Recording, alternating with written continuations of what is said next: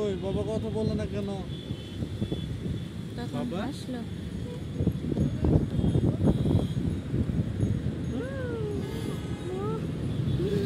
কিভাবে হাসি একটু দেখাও তো, হাসি দিয়ে দেখাও তো। একটু হাসি দেখাও। আরেকটু হাসি দাও। হাসি দাও।